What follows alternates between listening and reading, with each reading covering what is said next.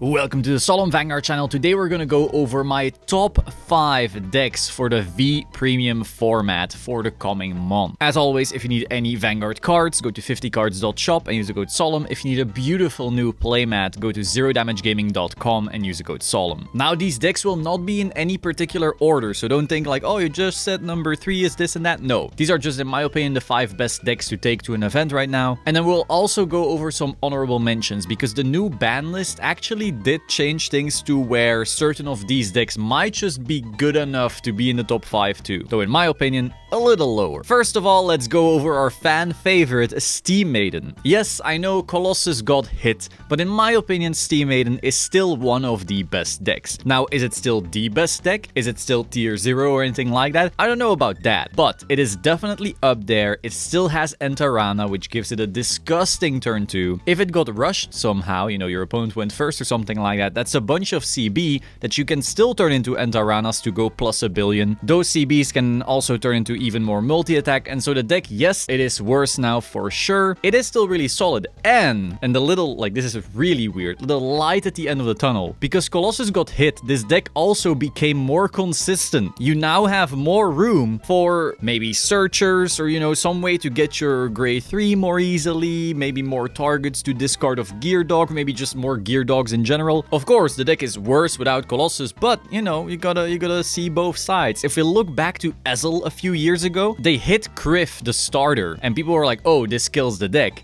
But then turns out the deck actually got more consistent, and so it was still competing at the top level. I think this is kind of similar, though this doesn't necessarily mean Steam is now best deck like Ezel was back then. Number 2 on the list is Luard. Luard is probably the V deck that has had the most movement on the ban list, I think. Like, I can't even remember what happened. You had the main with Bende, and then you had Caron off and on and off and on, and you had other things going on. So I'm not even sure anymore what's on the list right now, but I know Luard was helped 2 lists ago, something like that. Luard's a really solid deck right now, and we already saw it putting up some solid results even despite Steam Maiden being the best deck tier 0 at one point. So now, in my opinion, that doesn't change. It still pluses really hard, it still scales incredibly well into the late game with all of those force markers, and so for that reason, in my opinion, Luard is still one of the top decks to watch out for right now. Also, pick up this beautiful playmat. Wow, it's a beauty. Next on this list, we have one of my favorites,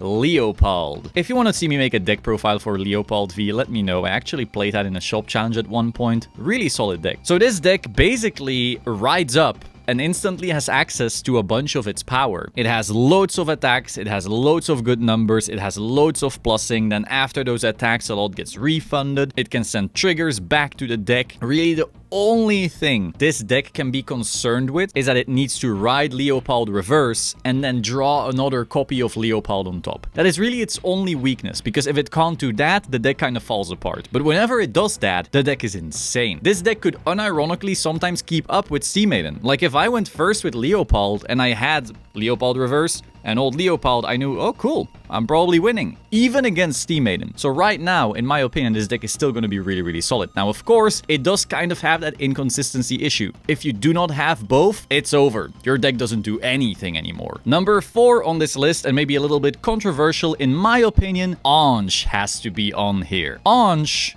is a really solid deck, and a few months ago it was also a solid deck, and before that it was also a solid deck. Ange never really fell off, it's just less and less people started playing it. And now that Steam Maiden is gone, in my opinion, Ange has the time to shine again, especially because Ange also received Myrtoa, which is an incredible card for this deck. Now personally, I'm not a big fan of Myrtoa. I fucking hate letting my opponent plus, but Ange simply abuses that so well, it's just worth it. You just go like, yeah, you're gonna draw a card, but I'm also gonna draw a card, and the card I'm gonna draw is gonna make you discard 3 cards. For this reason, Ange not only got a little buff, it was also really good already, and in my opinion, it is now part of the top 5 decks. Finally, in this top 5, we have Tavas. Tavas is a really, really good deck. It scales really well into the late game with a bunch of Excel circles. It has a bunch of multi-attack. It has a bunch of plussing even, with Dennis, with Pursuit. It got better because of Adelaide, and not a lot of people people could really appreciate that because Steam Maiden just took over at the same time. But now that Steam Maiden, you know, got a little slap on the wrist, in my opinion, Tavos is in a really solid spot to take over again. Once again, kind of like Leopold though, it has the inconsistency issue. It needs to draw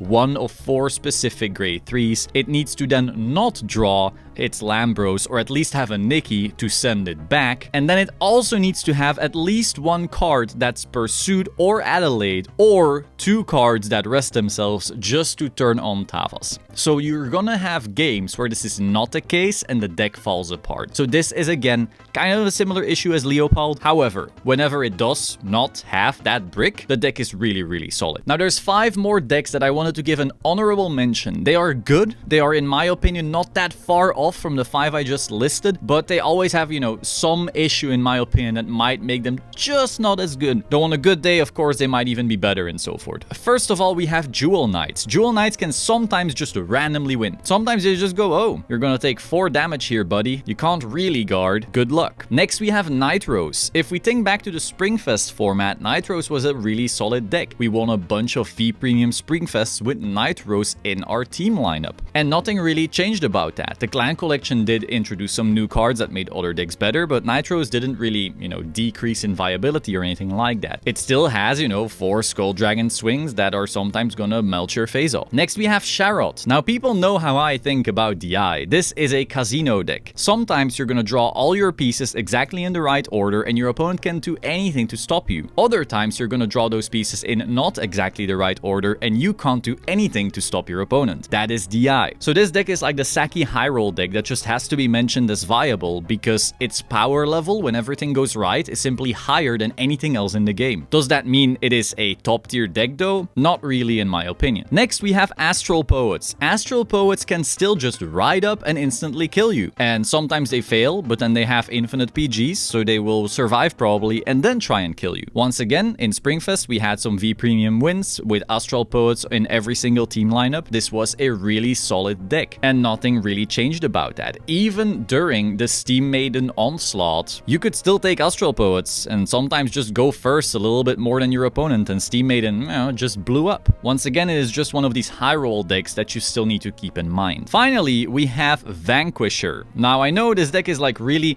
outdated, hasn't had really good support in a long time, but it still exists. It still has like a disgusting ride up, really solid push, then draws a billion cards. It's able to play the order that draws 3. The deck has never really died. It has always been just solidly viable. And so in my opinion, I had to mention it. So those were my top 5 decks and then 5 more other things to think about. I hope you found this very interesting. Be sure to like, comment, subscribe. If you need any cards, go to 50cards.shop and use the code Solemn. If you need a beautiful playmat, go to zerodamagegaming.com and use the code Solemn. And I will see you soon. Ciao.